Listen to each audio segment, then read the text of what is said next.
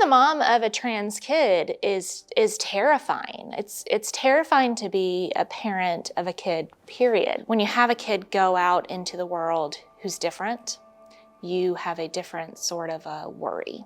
And then when you have a politician place an even bigger target on their back, that increases that worry exponentially. Clerk will unlock the machine and the members will vote.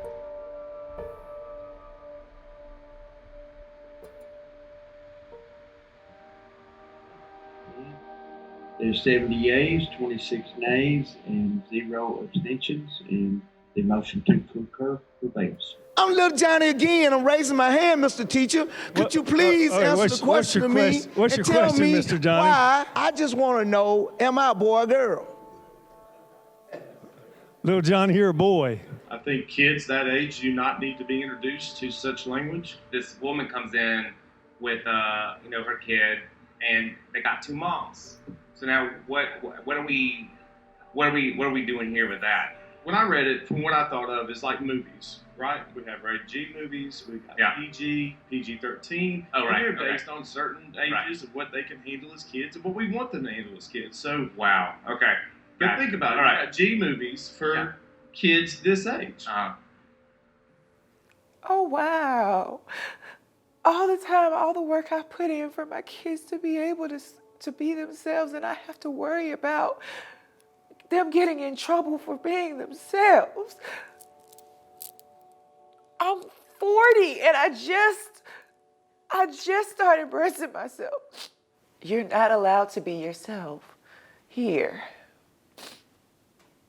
It got you lynched, it got you raped, it got you enslaved, it got you killed, and now it gets my child in trouble. She can't be proud of me. Does that just not make you just absolutely sick? This is my child who's in danger, who already has a 4-time risk of suicide. How can you do that? To those senators and representatives who support this bill, thank you so much for making Alabama a national embarrassment yet again. I want to know why you feel so comfortable dictating other people's lives. I just need to know, not religion-based, where the entitlement comes from. I think the most frustrating part about that is that not one person in that room is trans themselves and has probably not done enough research to even know what that means. As humans, they're afraid of us. It's not really fun, but as long as it's protecting their ideals, they don't care. Growing up, I was always scrutinized and bullied for who I am, so I've been kind of taught that it's wrong for me to love myself. So I don't. A lot of kids like me are going to take their lives because of this. I'm just a normal kid.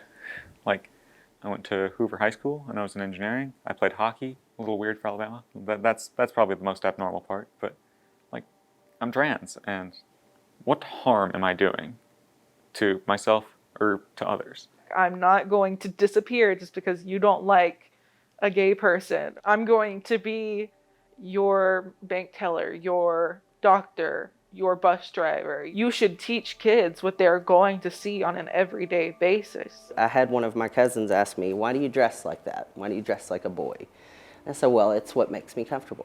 And that's it. That's all that took. He didn't question it any further. They're just asking for the simple answer, and the simple answer is there. You have to know that LGBTQ people live in this world, and we make up a percentage of the population. Our state is supposed to be sweet home Alabama, but it's not for all people. You would really hope that with that Southern hospitality, that as soon as somebody finds out that you're struggling with something, that they would hopefully have more sympathy than they would judgment. I'm not seeing them react that positive way and that welcoming way. They're more saying, well, that's not what God wants for you. Oh, I'm from up north. I'm from Detroit. And so it's different from being here. People are cooler up there. They accept you more. And down here, it's I can't even walk to the store without eyes being on me. It's very clear to me that there is a difference in people who love one another and people who don't. And